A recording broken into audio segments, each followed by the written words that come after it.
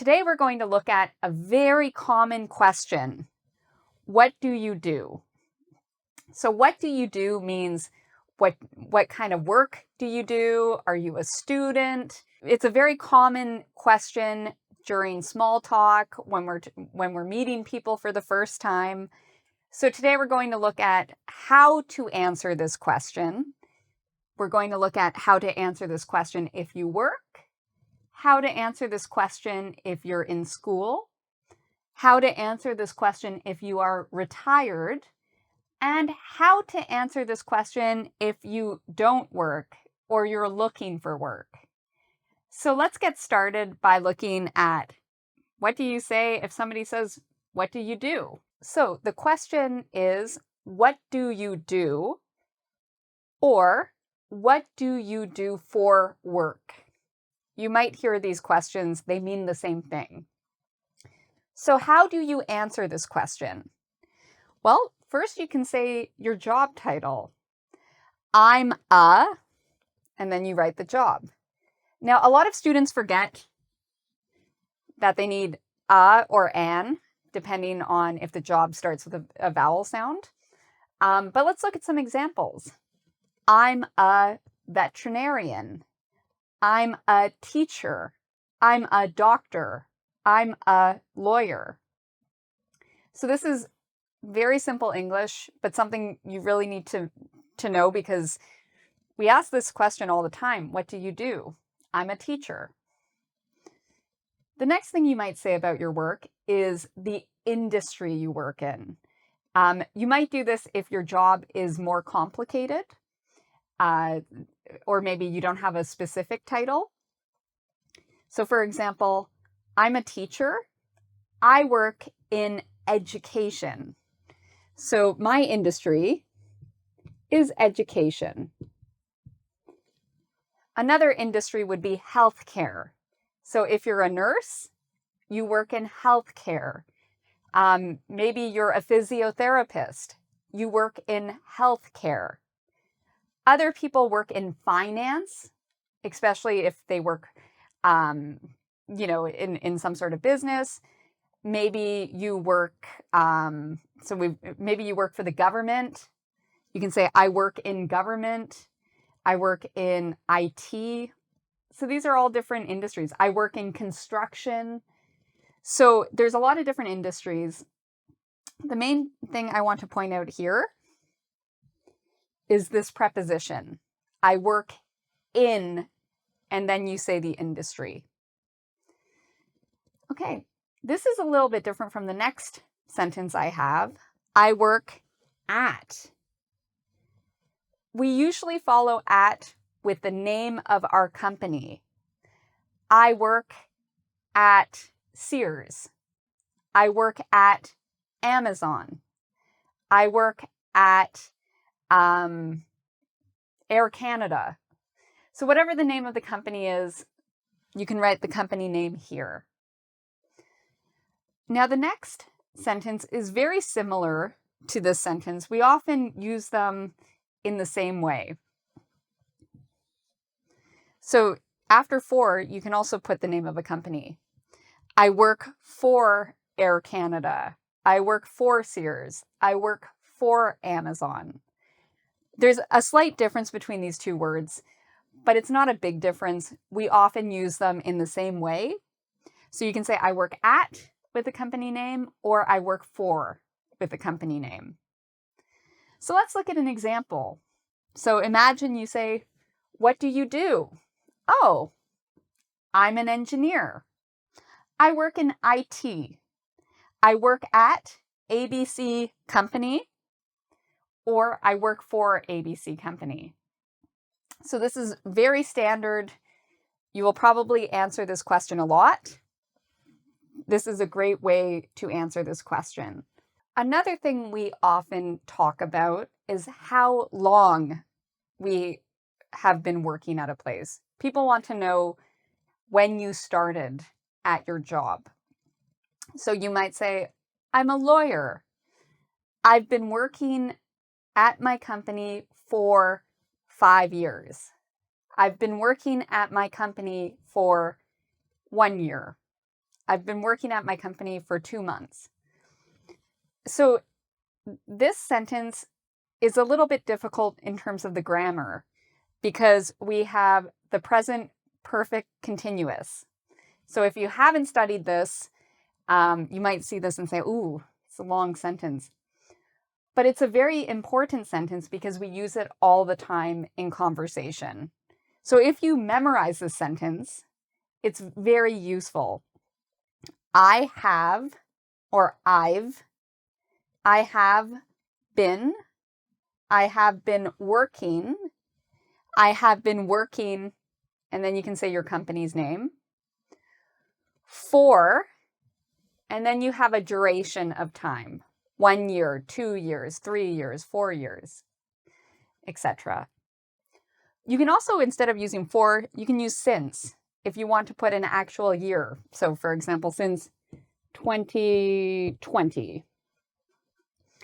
I've been working at my company since 2025. So you have a choice, whatever is easiest. You can use for or since, but this is a very good sentence to know. Okay, another thing you might talk about when somebody says, what do? You might talk about your schedule. Do you work full-time, meaning 40 hours a week? Yes, I work full-time, or I work at this company part-time. So part-time is less than 40 hours a week. Maybe you work 20 hours a week or 10 hours a week. You can say, I work part-time. Sometimes people talk about their schedule. I work weekends. I work nights. Maybe you have a job where your schedule changes every week. Sometimes you work Monday. Sometimes you work Friday. You can say, I work shift work. Shift work means your schedule is constantly changing. Sometimes you work in the morning. Sometimes you work at night. That's shift work. A lot of nurses work shift work, for example. Okay. So very important expressions we've looked at here to talk about work. What about if you don't have a job and you're not a student? What do you say then when somebody says, what do you do? And you don't have a job? Well, let's find out. So you don't have a job and somebody says, what do you do for work? What can you say? Many people just say, I'm currently between jobs. If someone says, I'm currently between jobs, this means they are not working right now, but they want to work again in the future. You might also say, I'm looking for work right now. What do you do? Oh, I'm looking for work. Another thing you might say is, I'm not working or studying at the moment. You can say this especially if you're not looking for work. I'm not working or studying at the moment. For many people, they don't work, they have children. And so there might be somebody who takes care of the kids. Maybe it's the mom, maybe it's the dad. If you are a parent and you do not work because you are taking care of your children, you can say, oh, I'm a stay-at-home mom. I'm a stay-at-home mom. Or I'm a stay-at-home dad. So this is something else you can say if somebody says, what do you do? I'm a stay-at-home mom. I'm a stay-at-home dad. Okay, so what about if you worked, but now you are retired? What do you say when someone says, what do you do? Let's find out. So for people who are older and they have finished working, so they are not working anymore, and they will not go back to work, we call this retired. Many people retire at 60, 65, 70. So if you are older and you no longer work, you can say, I'm retired.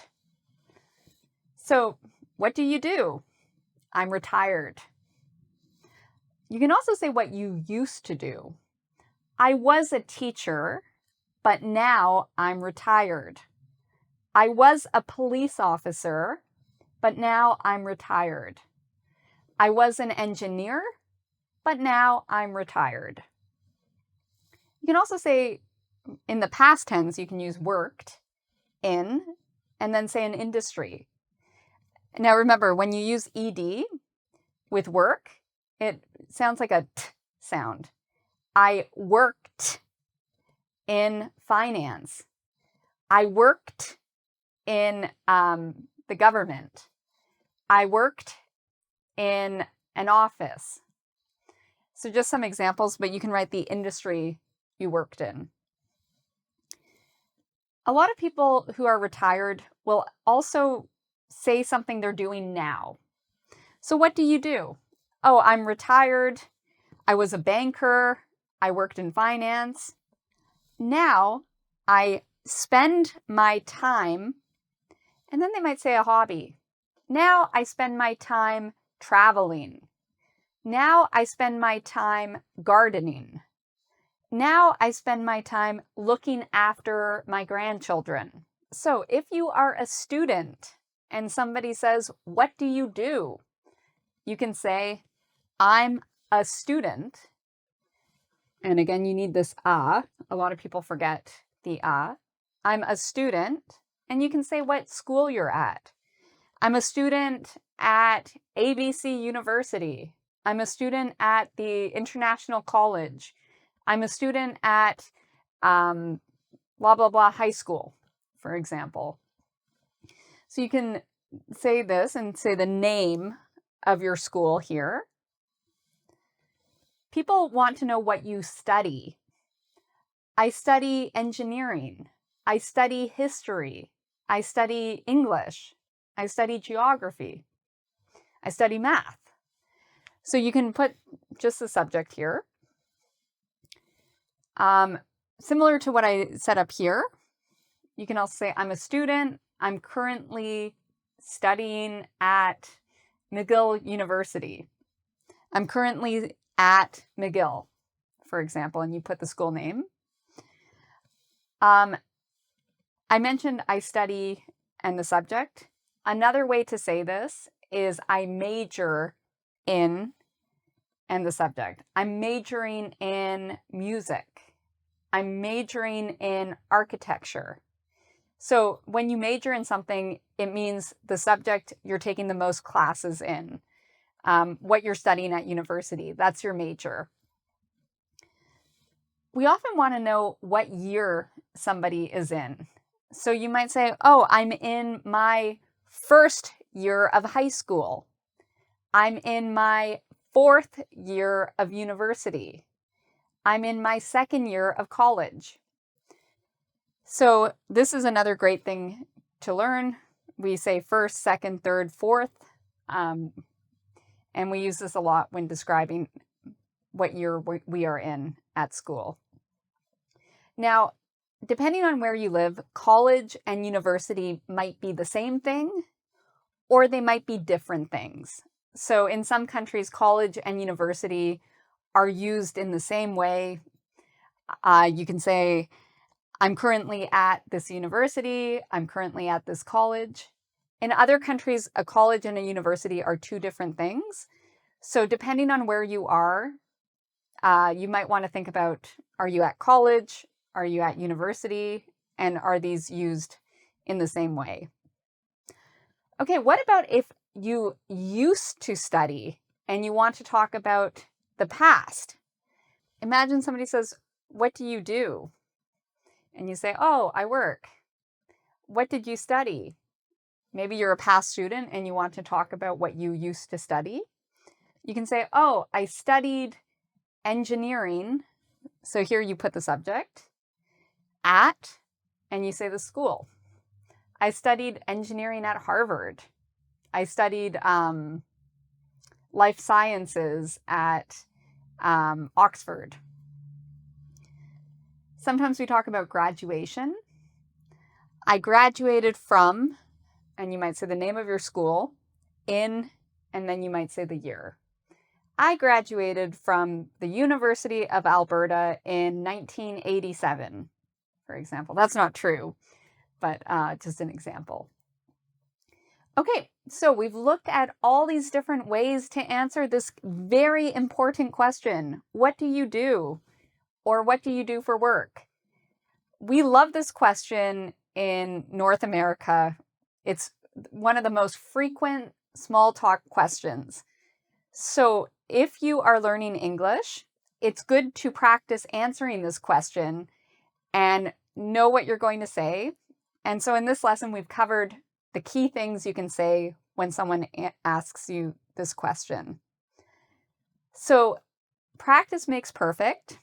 I recommend you check out our website at www.ingvid.com, and there you can take a quiz to practice what you learned today in this lesson. So thank you so much for watching, and until next time, take care.